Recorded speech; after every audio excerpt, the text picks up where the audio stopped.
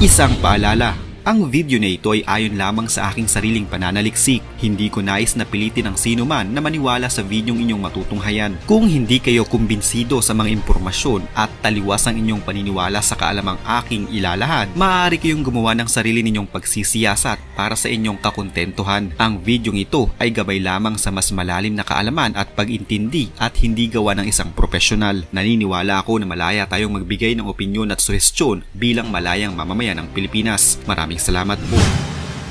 Matapos ang unang pagharap ng dating Pangulong Rodrigo Duterte sa ICC o International Criminal Court sa The Netherlands, binisita siya ng kanyang anak na si Vice President Sara Duterte sa kauna-unahang pagkakataon. Ito din ang kauna-unahang beses na nakausap niya ang dating Pangulo matapos itong arestuhin noong nakaraang Martes. Ayon sa Vice Presidente, nananatili sa hospital wing ng detention center ng ICC ang kanyang ama.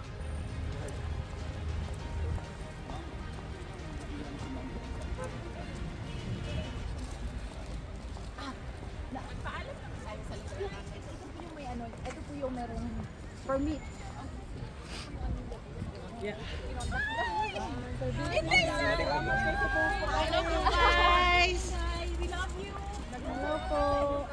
Dito lang banda ako. Saan kayo magkakalo? Told him a lot of people are crying.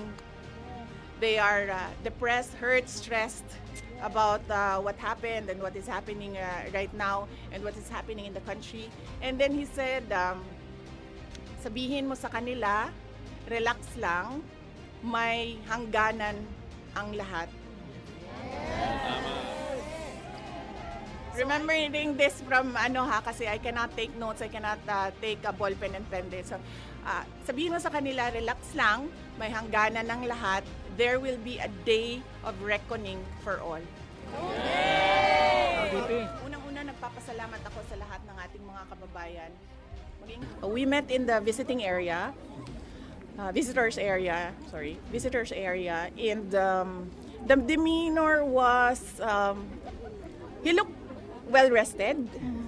I asked him that. I said, "You look well rested," and then he said that, "Well, I don't do anything here except sleep and watch TV because he has access to a TV." And then I asked him about the food because I know his preferences for food. And then he said, "Yes, well, that's my only complaint is that I really miss Filipino food." Mukhang nakapagpahinga ng maayos si dating Pangulong Rodrigo Duterte ayon sa unang pagkakataon na muling makita ng anak na si Vice President Sara Duterte sa The Hague. Ayon sa Vice Presidente, nakita niya na ang kanyang ama sa visiting area ng pasilidad ng International Criminal Court. Sa kabila nito, hindi naman aniya nakita kung saan nakadetain ang dating Pangulo. Matapos ang isang oras na pagbisita ay kinuwento ng ama kay Sara ang mga ginawa nito, kabilang pagtulog at panonood ng telebisyon. Dagdag pa, namimiss na rin umano nito ang pagkain ng Filipino foods, partikular na ang inununan, isang pagkaing Bisaya na kapareho ng paksiw. Dagdag pa ng Vice Presidente, pinauuwi na umano siya kaagad ng kanyang ama subalit hindi ito pumayag. He said that yes, I should immediately go back, just leave him here. But I said, no, I cannot do that because no one will decide for him outside. So very limited people have access to him right now. Subalit bukod sa mga naging pahayag ni Vice Presidente Sara Duterte, sinabi din niya at pinagpipilitan na malinaw umunong pangingidnap ang ginawa sa kanyang ama. If you talk to lawyers, they call it extraordinary rendition, but for a family member like me, that's kidnapping. That's forcibly taking my father to another country and illegally arresting him. So that's clearly kidnapping. Ito din ang pahayag ni Atty. Salvador Medialdia sa ginanap na pre-trial sa kaso ng dating Pangulong Rodrigo Duterte sa harap ng mga huwes sa International Criminal Court. Ayon sa abogado, simpleng pagkidnap ang ginawa sa dating Pangulo dahil mabilis ang ibinyahe ito patungong The Hague sa Netherlands. 2 days ago, the whole world has witnessed the degrading fashion in which a former president of a sovereign country was bundled into a private aircraft and summarily transported to The Hague.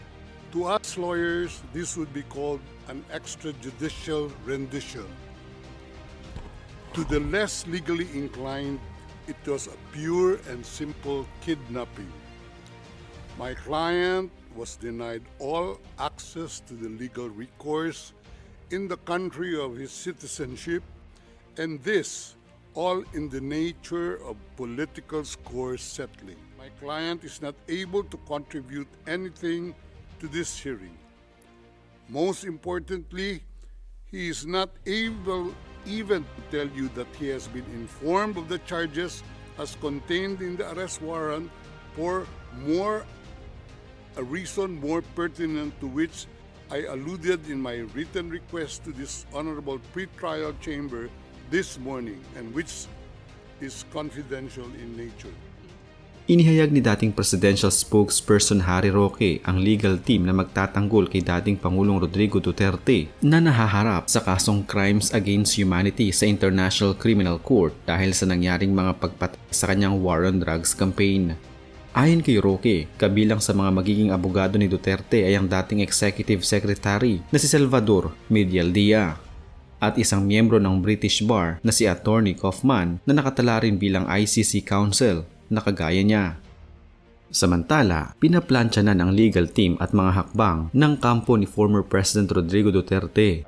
I have confirmed kung sino yung lead counsel. And the only one na na-recognize ang hukuman is si Attorney Bingbong Medialdea. Kausap kami ni Attorney Hoffman at nag-aantay pa rin kami. Base sa kanyang LinkedIn profile, si Kaufman ay isang international lawyer na nagtapos ng abogasya sa University of Cambridge noong 1989. Isa raw siya sa mga leading advocate na nag-specialize ng international criminal law, supranational regulatory law at commercial arbitration. Samantala, makikita naman sa listahan ng ICC na kasama si Kaufman sa kanilang public list of counsels. Kilala si Kaufman sa paghawak ng high-profile cases tulad ng pagiging counsel para sa dating empleyado na si Calix Barushimana ng bansang Rwanda na kinasuhan ng crimes against humanity at war crimes noong 2010. Kalaunin na dismiss din ang kaso ni Barushimana dahil sa kakulangan umano ng ebidensya.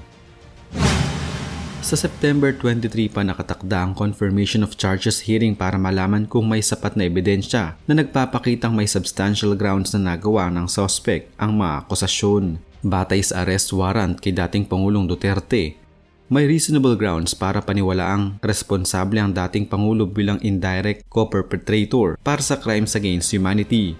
Ayon sa datos ng Philippine Drug Enforcement Agency o PDEA, mahigit 6,000 ang napaslang noong giyera kontra droga ni dating Pangulong Duterte. Ayon sa Commission on Human Rights, umabot yan sa 27,000.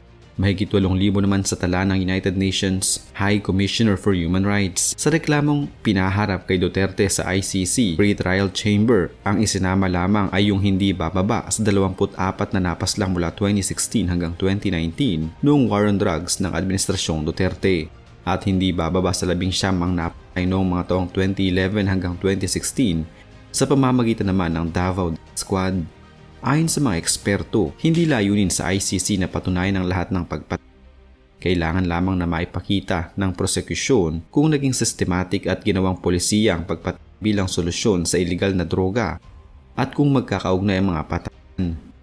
Widespread and systematic sa papakita yon. Magprepresent taho sila ng mga sample incidents that will prove na talagang ginawang pulisiya yung pagpatay bilang solusyon sa illegal drug. Yung prosecutor po ibibigay kay former President Duterte yung ebidensyang gagamitin laban sa kanya sa trial. Malaking pribilehyo sa kanya kasi sa atin dito sa Pilipinas walang ganon. Yung prosecutor, napaka-fair ho yung mangyayaring trial.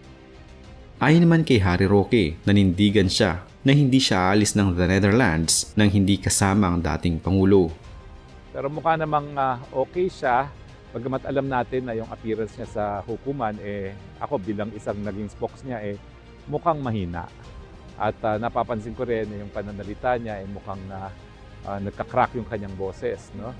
At mukhang hard of hearing din, no? Dahil may ilang mga pagkakataon na pinaulit niya yung tanong,